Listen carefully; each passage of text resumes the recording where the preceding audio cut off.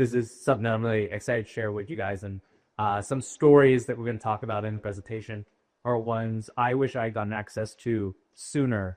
And I'm really excited about the idea to share some of these stories. So maybe we can start with just a quick survey of the room. Is the idea of creating more entrepreneurs a noble goal? Give me a hand if you agree with that. A lot of yays. You can be brave here. Anyone disagrees? Curious?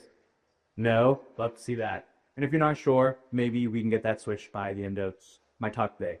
At the core of the idea that we want to create more entrepreneurs, to me, it comes down to the idea of hope and the idea that this is still the land of opportunity. We're going to talk about stories of some entrepreneurs today. In multiple instances, they came here, not necessarily all Pennsylvania, some of them did, but came to the United States because this was the place of opportunity. And I am a believer that that remains the case. Some of these stories are from a century ago. I believe that still remains to be the case today. I believe that personally. And I believe that studying the stories of the greatest entrepreneurs, people who are 1,000 times the entrepreneur that I'll ever be, is really the practice of studying people who put in the work to make themselves great. And if someone can see themselves in the story of these people, same way they might idolize Michael Jordan or LeBron James or Serena Williams or an athlete of Dave Meyer, being able to see that in an entrepreneur is a really powerful idea. Another reason that this is a resonant idea to me is from a book called Anti-Fragile by Nelson Pollock. It talks about how entrepreneurs should be positioned culturally as the heroes of our society. Because we've all heard the statistics about how many entrepreneurial ventures or startups end up failing, right? If we were in a world where every single startup actually provided value, actually created a result, that would basically turn into some sort of utopia. I'd love to get there, but the statistics say that's relatively unlikely. But what we get to benefit from as a society, as a community, is those few businesses that succeed are the outliers that pay for everything else. They create the new jobs, they create the economic value, and it is a gamble that each individual entrepreneur is taking that we all benefit from when they ultimately succeed. Now, I'm going to talk a little bit about myself now. You guys would not have loved me as a student. It was hard to motivate me to get excited to take a class on sales. It was hard to keep me focused in accounting class. There had been an elective that said, we're going to teach recruiting. I would have not signed up for that class. And yet, I need all those skills in order to be successful. And there's a quote by the founder of Patagonia, the outdoor apparel company, Yvon Chouinard, who says, to understand the entrepreneur, you need to understand a juvenile delinquent. Because they are disruptive, but fundamentally they are saying, this whole setup is not working. And that's a reframe, right? Because I know the students, I was friends with the students who were consistently getting DAs, consistently, getting all the top marks from the teachers. Very often, the person that says, this isn't good enough, I'm not satisfied how this is working, that's a disruptive force in many instances. Sometimes not to the benefit, but oftentimes for better. I found those classes boring. I struggled to lock in on those classes. And from speaking with many other entrepreneurs, they often experience the same thing until they found a mission, found a project, found a company that was worth then coming back and investing into those specific skill sets that you guys are teaching your students. I didn't even take any business classes in college. I took economics and political science classes, and I did not have an entrepreneur in my family to say, go this way, young man. So when Jeff talks about interviewing the different tech CEOs, the whole genesis of my podcast was I would go sit with these people who are actually building businesses who seem deeply satisfied in their work and are making this type of impact, and try to just learn through osmosis. How do they do what they do? How did they get there? What were the starting points and the midpoints of their journey so that I could absorb those and apply it to my own career? Ultimately, what I did was found a video marketing agency for Hyper Creative. What we do, our clients, is we will produce the videos that they either don't have the time, the expertise, or the experience to be able to produce to go into their marketing funnels. That could be, stuff that you may see scrolling through social media. Very often it's a video in a sales funnel. Once you, put your contact information into a contact form, a video that says, here's what you can expect in your first sales call. Here's the way we do business that helps grease the wheels of a sale actually getting closed. And like I alluded to earlier, also have done that podcast with hundreds of other entrepreneurs and hopefully trying to pull a little bit of what has made them so successful. The unifying theme is always that love comes first. The vision, the mission, the idea for what they're building comes first, and then they back into learning to do what they need to do. I had a good friend by name of Jason. He built a website called Active Cities, and he was animated by this idea that he could catalog every single place in the United States to do a recreational sport or activity. So I want to find what the closest soccer field is. I want to know where the basketball court or basketball gym may catalog that every single city. And so someone can easily search for that result and get outdoors and get more active. Now, the skill that unlocks the ability to build a business like that is something called technical SEO. Anyone know what that is? Raise a hand. Couple hands.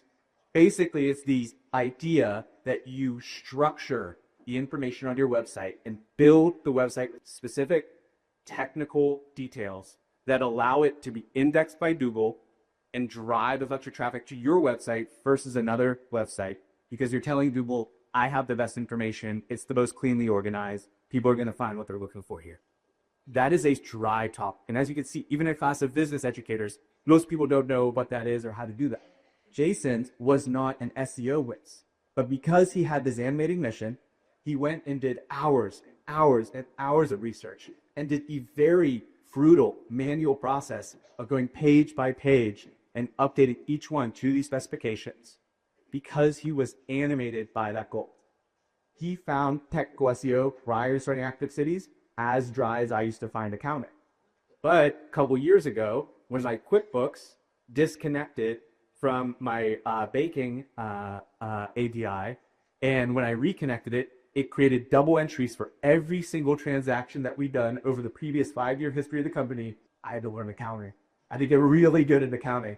And it was brutal and it was painful, but I took the classes, I hired the outside experts, and I am a stratospherically better accountant. Not that I call myself an accountant, but I'm stratospherically better at that skill because it was necessary to continue the business that I was building, the mission that I was on.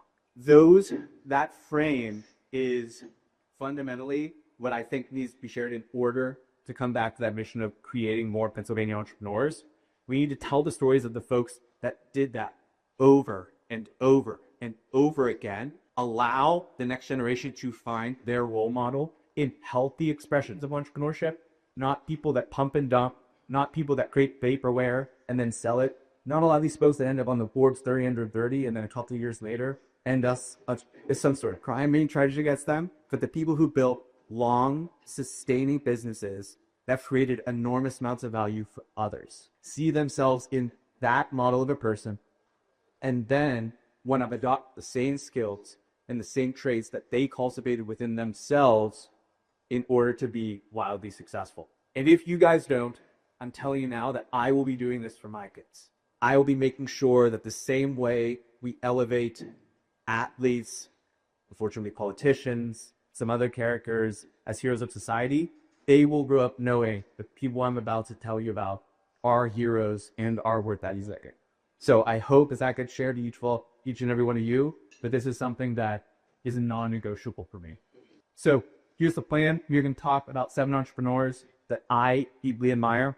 We're going to talk about some of the lessons that are embedded in each of their stories. And then at the end, I will love to discuss it with you, ask questions. I'm not saying these are the only 7 entrepreneurs. I'm saying these are the ones that I draw enormous amounts of inspiration from. Does that sound good? Let's go. All right. Oh, and if anyone knows all 7 of these entrepreneurs, like at the end, you're like, yep, I do every single one of these, I would bust a coffee at work. We're going to be like best buddies. The first one is Estee Lauder. Estee Lauder, many of you either know personally or your mom has one of their products in the domestic cabinets. The thing you need to know about Estee Lauder is that she was an absolute killer. She is one of the best salespeople to ever live. And if your students can internalize the story of Estee Lauder, they will understand that sales is the apex skill. When you can convince customers to leave their previous product, leave their old friend of option, and go with you through persistence, through storytelling, through and energy that just pours out of you, it's inevitable that you're going to build a really incredible business. Prior to starting her company, she was a homemaker. She spent 14 years formulating skincare, creams, lotions, formulations at her dining room table and just giving it away to her friends. Just talking about it because she couldn't help herself with her love for how these different things would come together. Her uncle, who had a background in chemistry, would come and teach her how to, play with these different formulations. And with how he was being paid, she was just showing you, well, hey, here's the latest thing that I could say yet.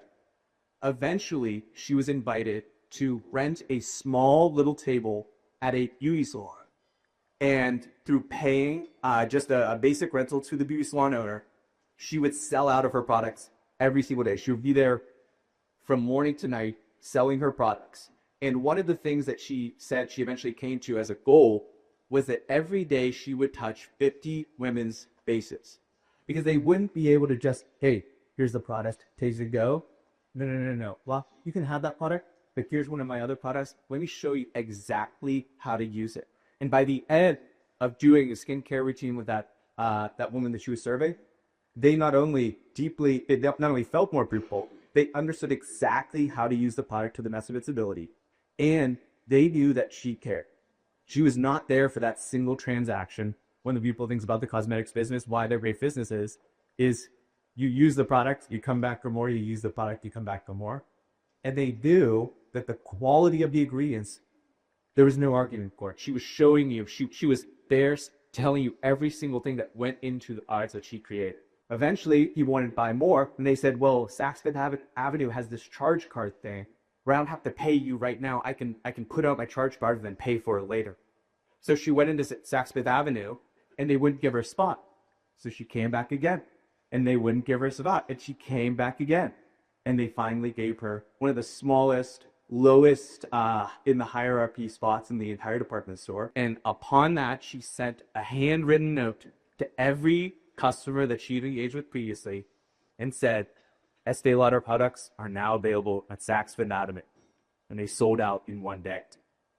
And they came back and they said, we'd like to order more. We'd like to put you in a more prestigious position.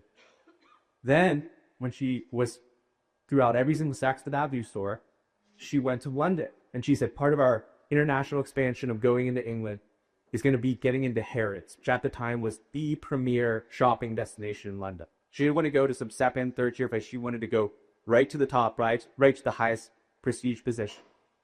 She went to London, talked to the buyer. Sorry, uninterested. So she went around to every single beauty magazine and culture commentator, gave them free products, did interviews, were in all the media, comes back to like, sorry, not interested. Leaves London, comes back, talks to the buyer, not interested. Goes around again, gets all the stories, not interested. The persistence embedded in her ability to sell this product is what made her different. How many people would have come up after 2 times of being rejected in the face by the buyer parents, or to said, we'll go to some second, third level retailer? But she had a very clear vision of where she wanted to go, and she persisted, and is an absolute inspiration to me from a sales perspective. That level of persistence is required. You're going to see it in the other stories of the entrepreneurs today, but none of these people were overnight sensations. None of these people were turn on the light, flip the sign that opened, and oh my gosh, the money just kept pouring in. This gentleman's name is Jason Wolf.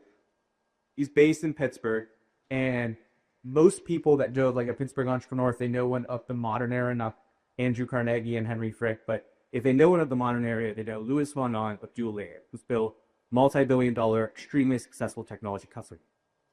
I believe that Jason should eat in that exact same echelon of Pittsburgh and Pennsylvania entrepreneurs that at least everyone here knows.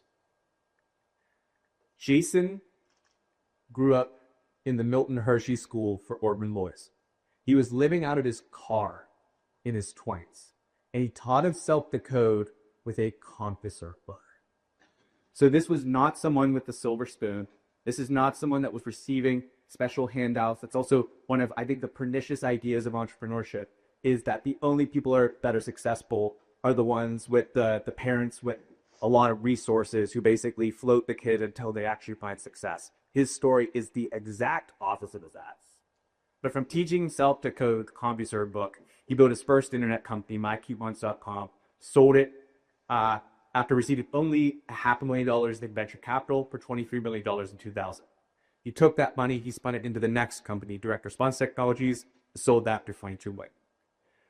Sold his next company, Jumbo Media, for $15 million, and continued to take his proceeds, turned in giftcards.com, sold that for $120 million.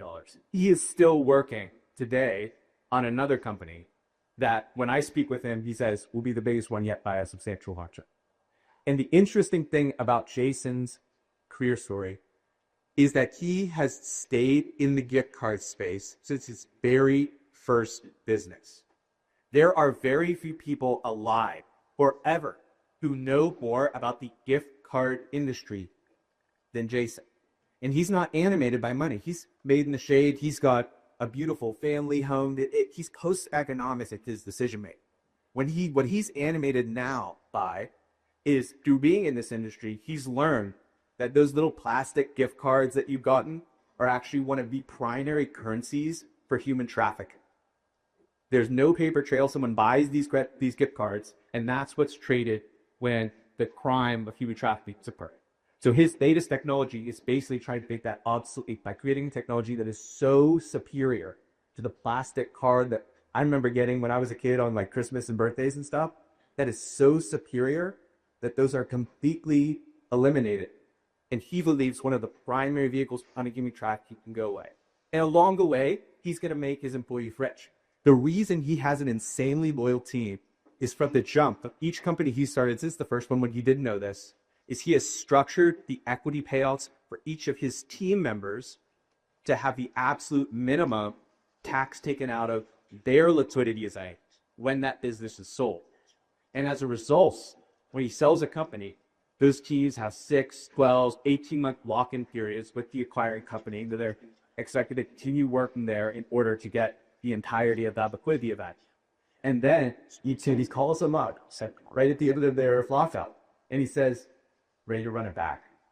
And he only calls the ones who he knows do great jobs, that are completely engaged in the mission, and are highly capable. And they all say yes. Because they all say, I've never worked for a better boss. I've never worked for someone who was more loyal, who cared more about his team, who had a more animating mission. That's like playing business on easy mode, isn't it? You have more domain expertise than anybody else. You have the most focused, high context, high chemistry teams. Doesn't that sound awesome? Doesn't that sound exactly like the dream that most people think of when they can't articulate, I don't know what industry I want to go into? Gift cards. Like, are any of your students coming in and you're like, I want to disrupt the gift card age. Right? But that's not the point.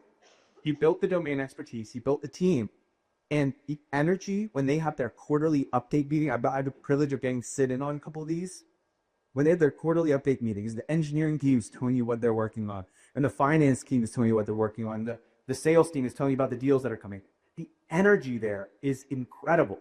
And hopefully you're getting a little bit of that from me today, that this transfer of energy is the name of the game. I would love to be a part of a company like that. And the future entrepreneurs that you guys are teaching can do that. And the last part, you can see this, the other examples are saying, I'll be sharing, is that it makes you impossible. Because in Jason's case, he knows the industry so well. He already knows what the next logical technological step is. He already has the highest context, most skilled teams. And he has no need for capital. He doesn't have to go raise anything from outside capital because he can self-fund. That is impossible to compete with. No one's going to be as focused as he is. Next entrepreneur I want to talk about is James Dyson. Anyone here have a Dyson vacuum? Yeah. Anyone use those Dyson hand dryers in the bathroom? You know what I'm talking about? Right? It's a cool company. Jay's dad died when he was 9 years old from cancer. He felt like a misfit and outsider for the entirety of his childhood. So yet again, someone who was not born with the silver spoon, not gifted some inordinate amount of privilege from birth that can't be competed with. His first company was actually blown up by investors. Before he was innovating on vacuums, he innovated on the concept of the wheelbarrow.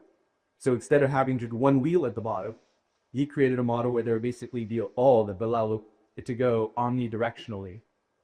And after creating that, he had taken outside investors, he had a Ford, he hired all these outside people, and they blew up the company. They kicked him out. And so part of his vision, and this is shared by Walt Disney, this is shared by numerous other successful entrepreneurs, was that from that point forward, he would not give up control because he had a vision for how to take the business even further. He was the founder. He had seen where this could go, what the potential was. He wasn't going to share that with someone else. He was going to make sure that his vision was seen to fruition.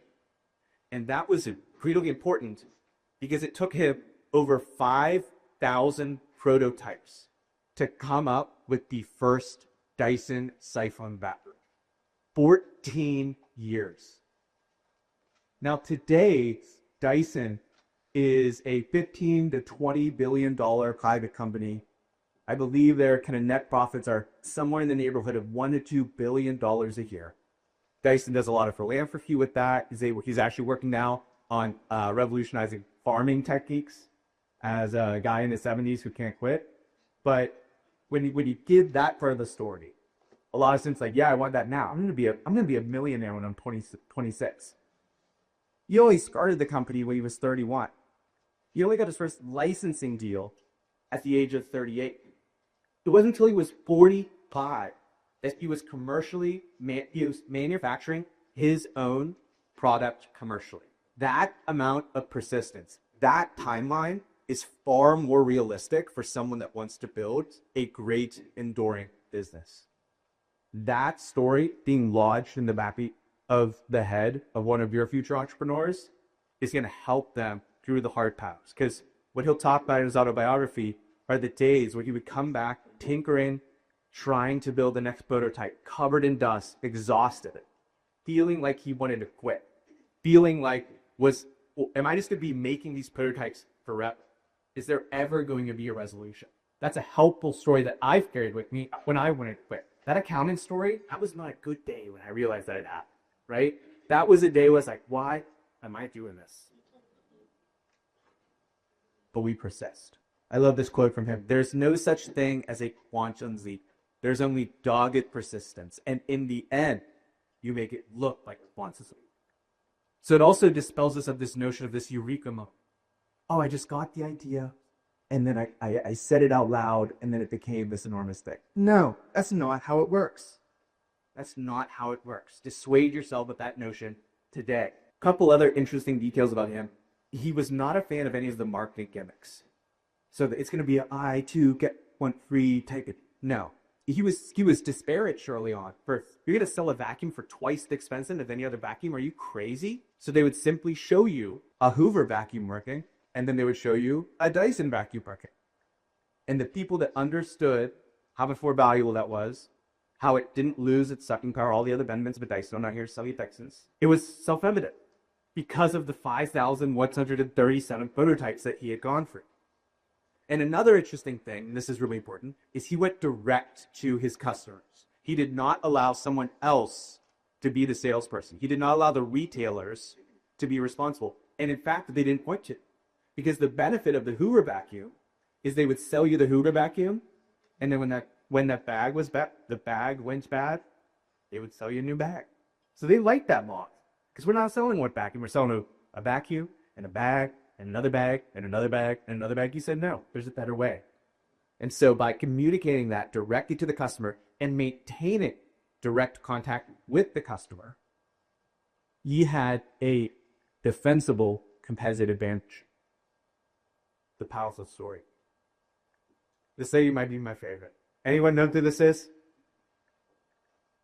Rose Blunkett. She created the Nebraska Furniture Mart, which is one of the most successful furniture businesses in the United States. And she had an admirer. His name was Warren Buffett. Rose grew up in Minsk, and I'm not great with Eastern European history, so I don't want to tell you it was Belarus at that time or the Soviet. I'm not going to try to dial that part in.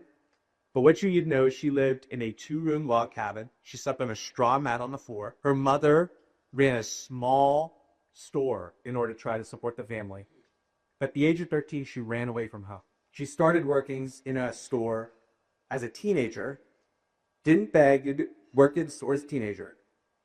Met the love of her life. They eventually decided to immigrate to the United States. She had to do that by traversing Siberia, crossing the border into China, then Japan, then eventually the United States. And she arrived here with $60 in her pocket and the inability to speak English. She opened the Nebraska Furniture Mart in 1933 by selling used furniture.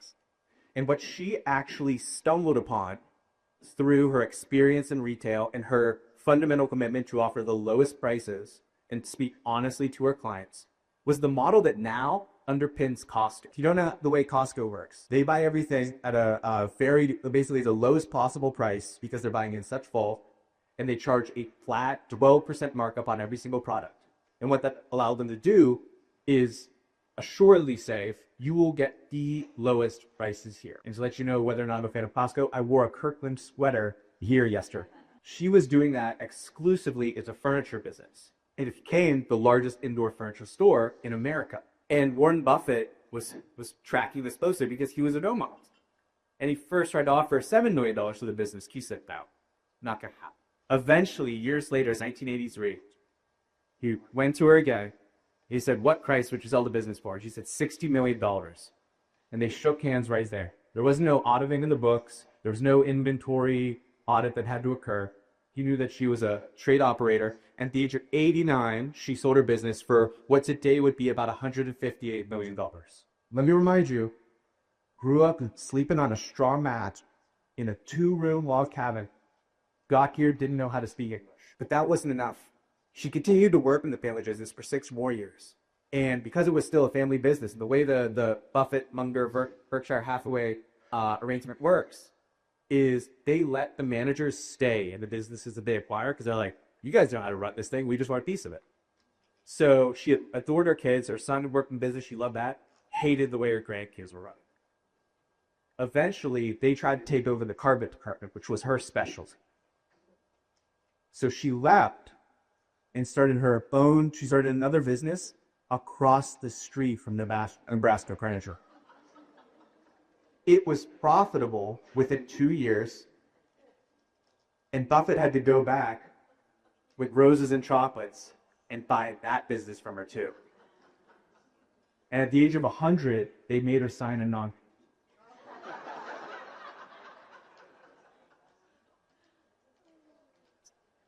In the same way that you would not want to compete with Jason Wolf, in the same way that you would not want to compete with Estee Lauder, you would not want to compete with Miss B. That's the type of entrepreneur that you need to be to win. An absolutely ferocious competitor. But the other piece, which is a common thing that you'll see through all sorts of other entrepreneurial stories, is you have to watch your costs. I speak with other entrepreneurs sometimes very early stages, and they're excited about going and buying the inventory. They're excited about going and getting the lease for the store. That is not the hard part. You got to understand the cost. You have to go get those sales like Estee Lauder. And you need to be ferocious about reducing those costs. That's all over Henry Ford's writing. It's all over Henry Ford's stories. He was ferocious about how do I reduce the costs of producing these automobiles. Miss B was a quintessential example of that. And the other thing is, I forgot to mention this in the intro of her, she never went to school, never even went to elementary school. And yet was incredible at math. There was this news segment where they went to cover her business, and she's riding around in her little scooter because she's elderly. And they're just saying, okay, so if I've got a 10 by 19 room, and she just blurts out how many square feet you're going to need of carpet. Okay, so if I need this much square feet and it's this much per, she tells you the exact price right there. She could do any multiplication problem in her head because she'd been doing those calculations day after day after day in her store. She learned the math after she had the business, she had the vision, she has a B supply. Another immigrant, David Ogilvy, came here from the UK. You guys heard of Ogilvy? Yes? Yes. So no, there we go. Prior to starting his ad agency, he was selling AGA stoves door to door. He was AGA's best salesperson. And the underlying reality here is he eventually went on to create one of the biggest ad agencies on Madison Avenue, biggest ad agencies to America. But his origins were still in selling. Marketing is not about a captivating story or some real artistic expression. It's about your ability to sell. And when started his advertising business, he went and studied the direct mail marketers because they had that instantaneous feedback loop. They would send out a catalog, they'd see what sold, the stuff that didn't sell needed the copy, right? It was real time feedback in a way that we can now do A/B testing all the time in digital interfaces. They were doing this decades and decades earlier. This is the direct mail that he wrote in starting his agency. I'm going to read it to you because I just think it's great prose, but it's also the energy that you need to have as a young entrepreneur. Once every few years, a great ad agency is born. It starts out like dynamite, full of life, wanting to impress. They steal accounts from soft, bold agencies and do great work. Then, over time, the founders get rich and tired. Their creative fire of itself. And soon, they're living on the reputation they built 20 years ago instead of making world-class adverts. Ogilvy used that to get all the original business aboard your company. But another thing that he did is he cast a very clear vision for what he wanted to do and the result that he wanted to achieve. And so prior to starting the company, he drew out who his dreams 5 clients would be. General Foods, Bristol Myers Squibb, I guess they weren't Squibb then, Bristol Myers, Campbell Soup Company, Lever Brothers, and Shell. Within 13 years, all 5 of those companies were clients of his because had a very clear goal. This is from the biggest companies in the world at the time. He had a very clear goal, and he targeted his marketing, targeted his go-to-market strategy with those companies in mind. This would also be a fun one to teach. You could just show some of the adverts that he created. This one is for the Rolls-Royce, one of his most famous ones. At 60 miles an hour, the loudest noise in this Rolls-Royce comes from the electric clock. Paints a very clear picture about the quality of the engineering, but he got that from reading every page of the technical manual that the engineers had put together in building the car. He had simply done the work to deeply understand the product that he was marketing. This isn't even original copy. This is pulled directly from the manual, slap the picture of the car on it, and there you go. The other lesson is that when something works, it will work for a while. So this was a famous Hathaway shirts ad that he created with the guy with the eye patch. And today, when we create videos for clients, we think about a scroll-stopping video. As we're kind of flipping through the feed with our thumbs, passively watching, what are we going to do in a video that we make to get you to stop scrolling and watch the video that we made? In his age, it wasn't a scroll with a thumb, it was a turn to the page. Flip through the magazine. What's going to get someone to stop flipping and read what I have going on? In his case, it was throwing an eye patch on that guy. It worked for 15 years. You study David Ogilvy, you know that you need to communicate clearly. You need to be able to tell someone exactly what the product does, how it helps them in the fewest words possible. You don't have paragraphs to convince someone. You need it to be direct. You also want to set incredibly vivid vision for your company. I think we're going to kind of go in that direction. Doesn't work. You need to know where you're going, set a clear target, and then pursue that doggedly. And it gives you the feedback of all of a sudden I'm going that direction, not focused anymore, you need to bring it back. And once you find the winning formula, it will work for a while. This is David Stewart. I'm guessing no one here has heard of worldwide technology. I'm not doing that to flex, it's just I'm looking for my people. Worldwide tech, Dave was born to a homemaker and a mechanic, grew up in Clinton, Missouri during segregation. So once again, not a silver spoon character. And he founded Worldwide Technology in 1990, and it started as a product reseller. So the way that Cisco and some of these other big technology companies work, you take their product, you basically upsell it slightly to the clients, and you install it for them, and that's their business. That's the starting point for the product resellers. But what they eventually grew into from 10 employees is now a 10,000 employee company that's called a systems integrator. So the real large corporations, they need all these different systems to work together. And that business now does $20 billion a year. It's one of the 30 largest private companies in the United States. And this is a boring business. Like fundamentally, this is IT support and reading a bunch of manuals that most people don't want to or don't have the time to necessarily go read. And that can create enormous companies, right? Like people want to do the new whiz bang app. I want to create, some sort of crazy thing. This is meat and potatoes. Hey, I need this thing to work. I need my technology to work. I need the pieces to go together. Can someone who knows it install it on time, get everything working? It's a very simple, it's not simple to do. You need a lot of technical expertise, but this is no crazy, like, I never even thought of that type of business. This is a pain point that every business experiences. And he also built it out of St. Louis, Missouri, which is another important part of the story here, particularly if you talk about Pennsylvania entrepreneurs, another entrepreneurs at large, is that for a long time there was this narrative, got to go to San Francisco, got to go to New York, got to go to this place, that place. You can do it right here. Built out of St. Louis, Missouri. Pittsburgh and Philadelphia, but St. Louis, right? And the last one, I don't know if Jeff's going to love this one because he's a finance guy, but I'm going to say Satoshi Nakamoto. So this is a pseudonymous, let's say this word wrong. Pseudonymous? Is it anonymous founder of a cryptocurrency? It is now approaching a $2 trillion network, meaning all the Bitcoins out there, you add up the value of all of them, at least the current prices. No, Jeff's kind of giving me a stink at it right now. It'd be almost $2 trillion, which puts it on par for market cap with Google, with Facebook, with Amazon, with Apple. Like, it's in the same neighborhood in terms of total value as those companies. And you don't really think of the person who created Bitcoin in the same breath as Bezos or Zuckerberg's or Jaws, right? And that's because he's anonymous. An anonymous poster on the internet shared something called the Bitcoin white paper in 2008, midst of the financial crisis. It was read in a very niche community by other enthusiasts of crypto, of encryption, and of the concept of a digital currency. It's a very niche group of people on those forums, right?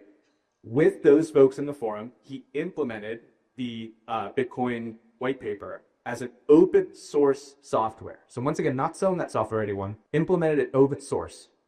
And today is worth almost $2 trillion. Estimates put, and there's a lot of speculation as to who this founder actually is. I think it's a gentleman that actually passed away. But today, estimates put the size of his wallet when he helped to start the network, helped to mine the initial Bitcoins. They put his holdings somewhere between 43 and $80 billion worth of value. So on par with all these other entrepreneurs that folks are looking up to. We don't necessarily know who that person is. And there's some utility here. I'm not going to try to sell you guys on why Bitcoin is such incredible transformative technology for us. It does help with cross-border remittances for people in different geographies. There are documented cases of people in hyperinflation environments, like recently what happened in Turkey and some other countries, basically escaping this hyperinflation and retaining some of their assets by acquiring Bitcoin. But the idea that you can anonymously, without putting your identity out there. So if you think that you're being judged, or someone like me, who looks like me, who sounds like me, can't create an enormous company, that is factually inaccurate because it's been already done pseudonymously. I'm probably saying that word wrong. It's already been done. That should at least get the creative juices flowing for someone who might be on the fence with some of these other entrepreneurs. A founder like that is genuinely spectacular. So here's the entrepreneurs that I listed once again: Estee Lauder, Jason Wolf, James Dyson, Rose Blumkin, David Ogilvy, David Stewart, and Satoshi Nakamoto. The key lessons that you can get from them, amongst many others, is that sales is the apex skill. Industry knowledge compounds. Great work takes time. Go direct to your customers. Control your costs. Communicate clearly. Set a vivid vision. Boring businesses are an enormous opportunity. Markets ultimately win. And study the greats. Thank you.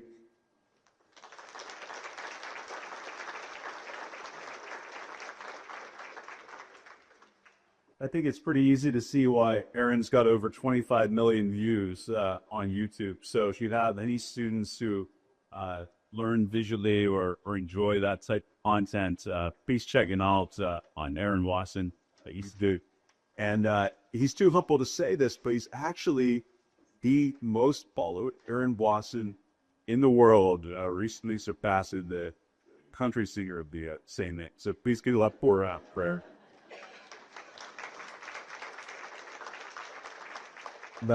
Aaron, Andy's got a small gift for you, just to say thanks. Thank you. And can we get up for a couple of questions? Does anybody have a few questions for Aaron? I'll give him the mic back just a little bit.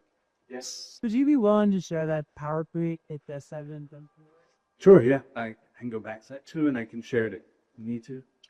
My Astro Ventures are my video marketing agency, full-time team of 10 Who produce videos primarily for B2B service providers. And then the YouTube channel makes money as well. I recently found it valuable to bring in alumni from our school who have been successful entrepreneurs and come and talk to the kids and tell them how they sat in their seats. Yeah. And kind of the hardships they went through growing up. It seems to be very valuable to them. Like Edblot, something we're continuing to do. Absolutely. You access to those people and they, the kids can see it. That's incredibly powerful. This is, we're not getting these books to come in necessarily, but the story, the what people have about that. I've thought a lot about that idea that he mentioned about like the boring opportunity, like the boring space is a great opportunity. And I'm just wondering if you've noticed like a common thread, like how do I think of that? Because like my kids are like, I'm like, what do you want to do in the sneaker store? Or I'm going to design a sneaker, you know what I mean? Or like they go right to like the retail because that's what they have an experience with. Yeah. Like where do you come up with being an integrator of business systems? Like I don't think kids grew up wanting to do that. So I'm wondering if you... I think that is seeing it, like pointing out the success of it a couple times. So where I grew up in Pittsburgh, there was a landscaping supply company called The Barn. And when I was a kid, there was like 4 businesses at this corner and The Barn had like one little plot. And today they own the entire square and they bought the hill and did grow up with any entrepreneurs. So no one pointed that out to me. I kind of like intuited that now that I am where I am. But being able to just see that in your lived experience, see that in your environment, I'm sure wherever you are in Pennsylvania, there are countless examples of that, like right in the kids' faces. And so I'm a real believer that if you just see that 3 to 5 times, and then maybe you hear the story of David Stewart, you hear a couple of these other businesses, it then becomes something that they can go out and see themselves. And then the flip side of that, and this is, I had, young entrepreneurs also pitch me and they say, I'm going to start a t-shirt business. And I'm like, that is, it's t-shirt businesses. And it is, in pitch competitions, it's always either to-do lists or, where's the fun event at? Like those are the 2 most common asks. It's like every single startup competition. And if you can lovingly communicate to them, like just that is so common and fundamentally like what these lessons hopefully teach is you want to be uncommon. You want to have that point of differentiation. Like explain to me why your t-shirt has such a competitive advantage over every other. Just help and almost like Socratically bring that out. Which is hard to do for a t-shirt. Yeah, exactly. But like, so then you're saying that they are then open to or noticing when there's a opportunity. Yeah, and Weird space, exactly. And it's like that, whoever owns the barn, I've yet to find out who owns the barn, but like that guy or gal is doing really well, right? And you connect that to what they then get to do because they were willing to play in this quote-unquote boring space for 25 years. What would be your advice? A lot of kids see things, or there's a lot of people trying to exploit this entrepreneur mindset with buy these courses, do these things, and do the research. What do you advise teachers to advise students on how to really settle down? Obviously, study the originals, study the greats, mimic those, but how do you work kids off from just falling into these traps of there's these spaces or unloading where they're just kind of feeding systems or buying programs or classes and getting exploited versus actually doing the nitty-gritty work? It's a really gnarly problem. Like I wish I had a super, this little individualization will solve all problems. In terms of the thing that you see through all these stories is how long it takes. And it's like, I remember being 23. I didn't believe that at all. Like I'm saying like, I'm gonna be a millionaire for instance. Like that's what I thought at that point in time. And that's part dispel, particularly with the signals that they're receiving from some of these social media accounts. I think that the bell that just has to keep getting rung through multiple examples is like you realize it took this person this long. You realize it took, and like then go to the most cultural forefront people. They really admire Elon Musk. Like, you know that SpaceX and Tesla weren't even his first company. He worked at this company and then he started a payments company. And like, you can actually like just chart a timeline. There's the graphics where it's like, you know, this person's life, and it shows that like, you know, Colonel Sanders didn't fry his first chicken until he was in his 50s or something. Like, your ability to just show that timeline to them in through multiple people's stories, I think helps. But like those you know, charlatan, which I would say a lot of the course people, like they're also very persuasive. Well, I think that's high for us. Let's give another hand to